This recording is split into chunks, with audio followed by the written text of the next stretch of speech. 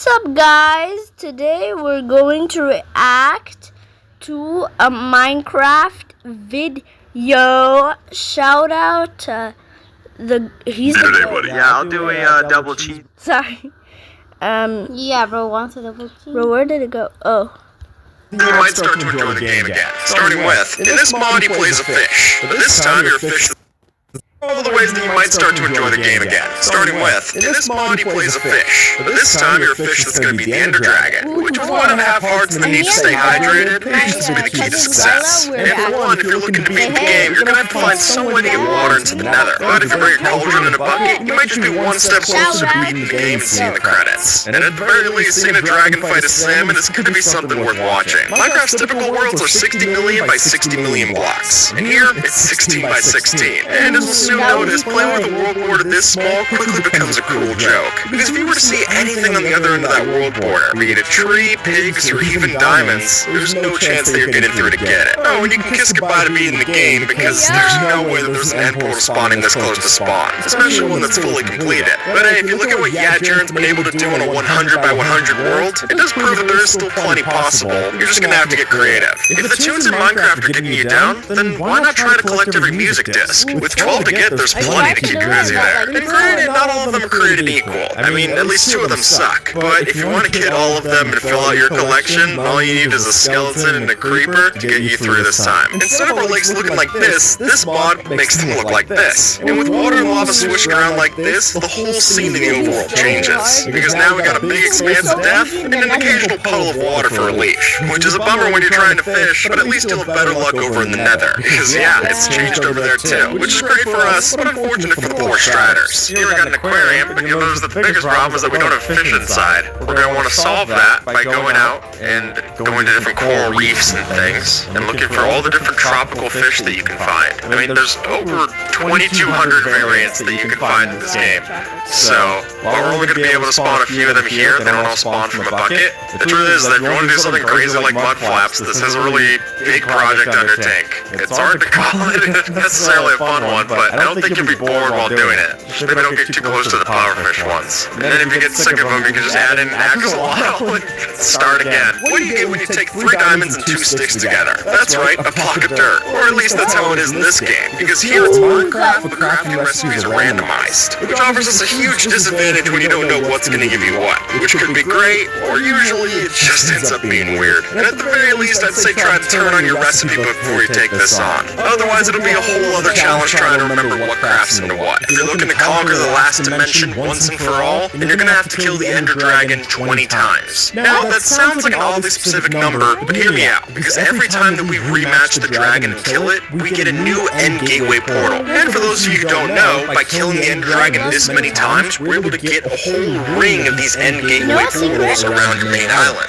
You know what secret? I don't know how to beat the game in survival fully. I cheat a little, but yeah, we don't talk about that. Which creates a really cool visual and quite the trophy if you're trying to show off to your friends. The honey block pearl door. So the idea here is that we're sneaking in, getting the ender pearls, and then if there's a specific angle that you hit this honey block, slip through, and there we go. We have now ejected ourselves into our hidden base. Not the most flashy, I might add. Oh yeah, we've got these water columns that are slurping us up. So the same technology that lets us do this, lets our hitbox sneak out the pixel, is what lets us use the same with the ender pearl. See if I can make an ender pearl stasis. Yup, okay, it's stasis, but I'm gonna be in stasis. So if you aim through the most translucent part, that's how you get out. And then, same on the way up.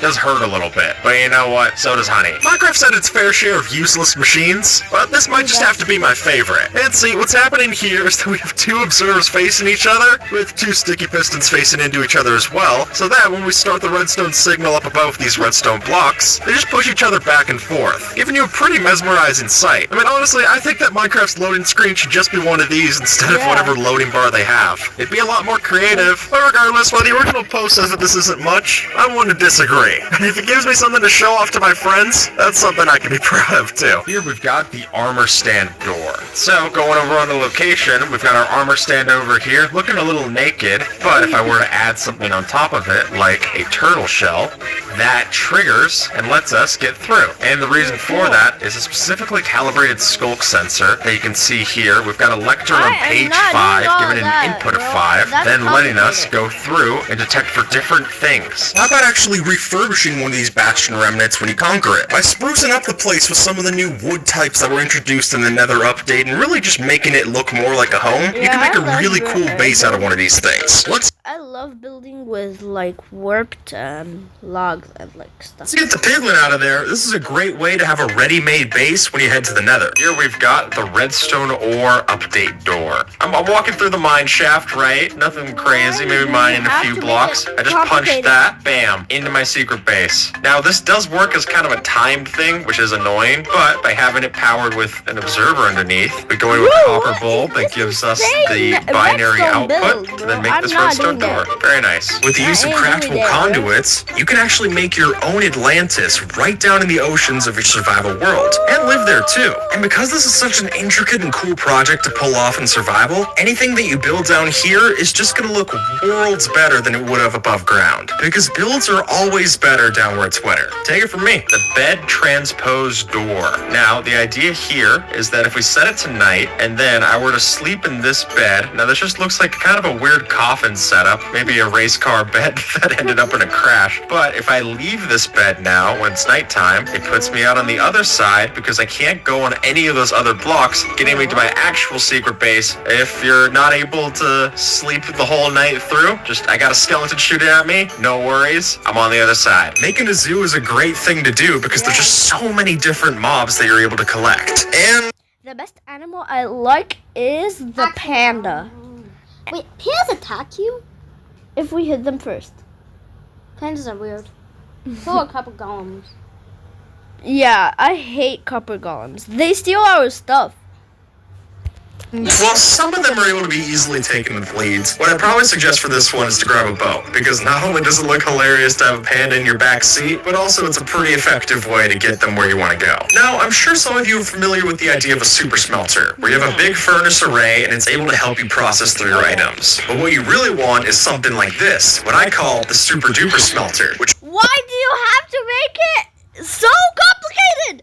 goes through a stack of items in the time that it takes a regular furnace to do one, which means you can have all the cactus green that you want with no extra hassle to you. Here we've got ourselves the bonfire lit door by using ourselves a flint and steel like so, and then if we were to unlight it, that triggers the observer, letting us into our secret base. And now we're in, this looks like cult activity. A fun and harmless prank to pull off on your friends during your spare time is to flip their entire base upside down. Now, don't get me wrong, pulling this off requires some skill and patience, but trust me, their reaction's gonna be entirely worth it. And also, extra points if you flip all the items around in their chest. That's just a nice touch. If you want to get a little bit more in touch with your passive side, try this. Did you know that with enough light and grass spawn proofing, it's actually possible to make a passive mob farm? Meaning you can get your pigs, sheep, and cows exactly how you want them, in a farm, produced fresh every single day. And while it's not exactly free range, I think it'll get the trick done. What about living in your friend's walls? Taking a tunnel system like this through your friend's base is a particularly fun way to spend your time. And then you just see how long they can notice. I mean, if they already have trapdoors in their base, that's basically just asking for you to go and decorate. And you can hold sneak back there. Remember to always hold sneak while you're back there, because otherwise it will show your name tag. Even if you're crawling, it'll still show your name tag. By this point, I think you've got a knack for exploring, so why not try to get every achievement while you're at it, or advancement, as they're now called. From wasting away an entire diamond hoe to having every single status effect at once, there are some tricky ones to complete, but at the very least, it'll keep you busy. And if you want to get really crazy, then why not try to partner that with your roller coaster skills and get all of them achieved on a rail, because that's just nuts. The End Island Underground. You gotta really know where these things are to be able to find them. Ooh, good thing I practice flying into our base every day, otherwise I would not have been able to do this. We got our base here. This is a pretty solid spot to set up. Look, I mean, these aren't gonna be visible anywhere else. You usually need an end gateway way to get out here. And if you kill the Ender Dragon enough times, you can place down enough end gateways to make it easier enough to get over here. It's a solid enough solution. Just don't expect yourself to respawn anytime soon. You wanna share the joke, man? Why not try to build the same house in different biome variations? Once you settle on a design, then you can take that and replicate that same idea in different biomes like a swamp, a desert, or whatever, using the blocks that are available to the region. Which means if you're looking for a change of scenery from your plains base, but you're still looking to have that feeling of home wherever you go, this is the best way to go about it. Or if continuity to vanilla means nothing to you, then the best way to get out of your comfort zone is by trying an insane pack like RL Craft. If you want to put your sanity and skills to risk, then there's nothing quite like it. Oh, we just got a snowy stride. Yeah, this is enough. If you enjoyed, Like and subscribe. and subscribe for this goat. He's so cool. I love watching And his like videos. complex stuff. Yeah, shout out him. Bye.